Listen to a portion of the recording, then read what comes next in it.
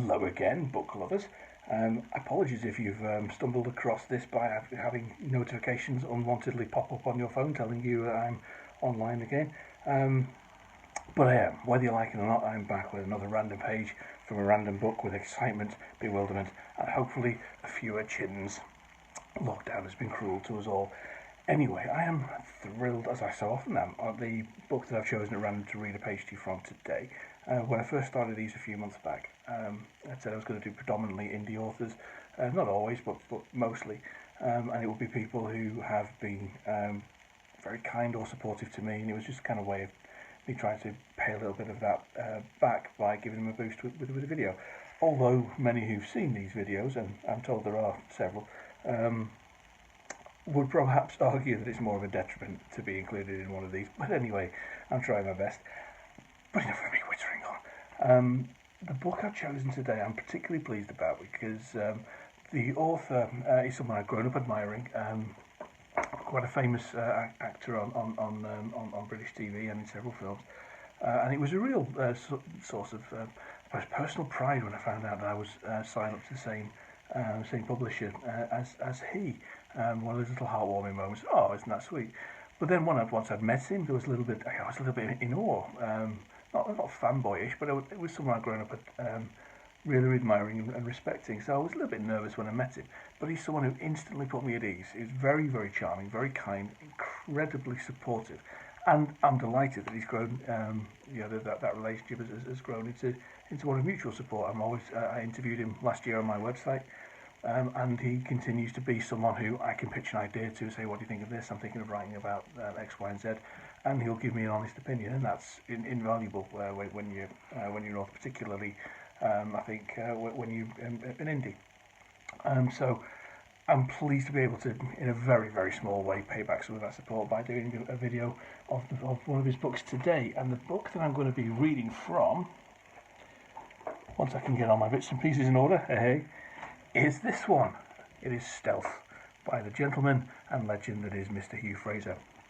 Now, Stealth is the fourth of Hugh's books in his pretty phenomenally popular Rina Walker series. So we'll get on to a little bit about that in a moment, and a bit of the background of the story and a random page from it. Firstly, a bit about Hugh. I'm sure he needs no introduction. Most people will know him as Captain Hastings opposite David Suchet in ITV's Poirot series, which ran from 1989 to 2013, I think. I think by the end of that series run, something like 700 million people had seen an episode of it, and it had been nominated for a whole host of awards, and very well deserved, because it was an extraordinarily well put together series. I don't think there was a single drop note in it. Philip Jackson, of course, and Pauline Moran rounded up the cast very, very nicely as Chief Inspector Japp and Miss Lennon. It was a great series, and then once I'd grown up watching that, I think anyone of my generation, we went across to start to watching him again in Sharp, where he inherited the role of Duke of Wellington opposite Sean Bean. So he kind of straddled two separate areas of cult fandom there in the crime thriller fans and military history fiction fans. And since then, of course, alongside all that, he was in any number of fantastic shows and productions throughout that decade. Edge of Darkness is a particular favourite of mine. If you haven't seen that, it also stars Joe Don Baker and many other people. It'd take me too long to name check everybody. It's an awesome series, so I do encourage you to seek that out and watch it. It's very disturbing. It's quite apt, I think, in this day and age we find ourselves in now. And also movies like Patriot Games, again with Sean Bean in the cast as well. You'll spot him everywhere. More recently, he's been doing a lot of work with Big Finish, who are the official licensee of the Doctor Who audios, and Blake 7 audios, and several other fandoms as well. And he does a great job. He pops up quite often in those. I think he's the president of the universe in Blake 7. Last time I checked, I'll have to ask him about that. And also, he was the voice of Alfred in Batman Arkham Asylum, I think, in the computer game that involved a bit of stop motion animation as well. So he's very, very much keeping busy. not just an actor as well. He's an author, obviously, as we're going to read from his books, and a very accomplished musician. And what's fast becoming everyone's favourite bit of trivia in these realms is Hugh was a member of the band Telltale, who back in the 70s were the first house band on Rainbow. And they wrote the theme tune. And it's brilliant. I mean, we're talking 47, 48 years ago, and everybody still knows this tune to Rainbow now. And if you can, I think they're around on YouTube. I might drop a link into the description if I can work out how to do something so complicated. You'll find the full studio version of that, and the middle section is particularly psychedelic. It sounds like it must have been a pretty interesting day in the studio then. But anyway, onto the book now. As I said, Stealth. This is book 4 in the Rina Walker series, which, if memory serves, started with Harm, then it was Threat, then Malice, and finally Stealth. All very punchy one-word titles, and they follow the story of Rina Walker, who is a serial killer. Essentially, she is a gun for hire. She works for the mob in Soho of the 1960s. But it's a very interesting character development. She's not she's morally ambiguous to a degree, but she's very much the goodie mixed in with a whole bunch of baddies. She's press ganged quite early on in the first at the end of the first book into working for George. I've forgotten his surname. I apologise. I'll remember it in a moment. For a gangland boss, George.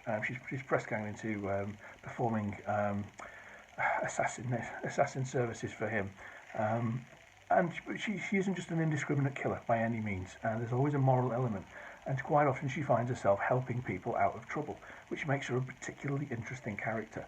I think the first book in the series, Harm, was written quite differently to the rest. It was written it was basically two stories at once. It was set in the 50s, tail end of the 50s, and also the 70s. So you had the young Rina progressing through the slums, the post-war slums, where she had very few opportunities and really a hellish life, coming to this point where she becomes a contract killer. And it was juxtaposed with the Rina of a couple of decades later, where she is on a hit in Mexico, I think, or South America somewhere. And it's very, very well put together. It's also written first-person narrative, which, generally speaking, I'm not a huge fan of, but it really works in the telling of this particular character's story. And it grips you. It really does grip you, and it makes you want to read the next the next page, the next chapter, the next book in the series. It is one of my favourite book series. It's fantastic. I think, if I remember rightly, I'm going to have to just double check. I wrote it down somewhere. Yes, it was the photographs of Roger Main and Bert Hardy. Excuse me. I have to make notes occasionally because I'm getting old now. I don't store knowledge as much. But I've seen the photographs online. They've produced a series of photos in the slums, the post-war slums in the 50s, 40s and 50s. And that's what inspired Hugh to create the character, seeing the contrast of people in absolute poverty, teddy boys lined up with the flick knives, etc. And that's where Rina came from. I really do encourage you, as I do every time I do a video, but particularly so now, it's a gateway into a series of books you will find very, very rewarding. By the time we reach Stealth, Rina's she's mature, she's very secure in her profession, she's also progressed. I think it's in 1967, yeah, 67, that this one is set. And her life and her personal circumstances are moving along with the story, so it's very organically written, and it's a very natural progression, whilst being very riveting.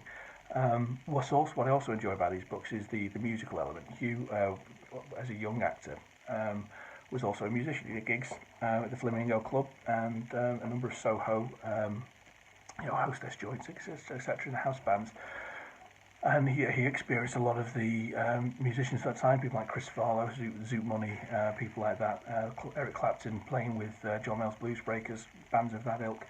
And a lot of that goes into the books. There's always a couple of excellent musical references and hints of bands and musical figures that are hidden in the pages, which I really enjoy.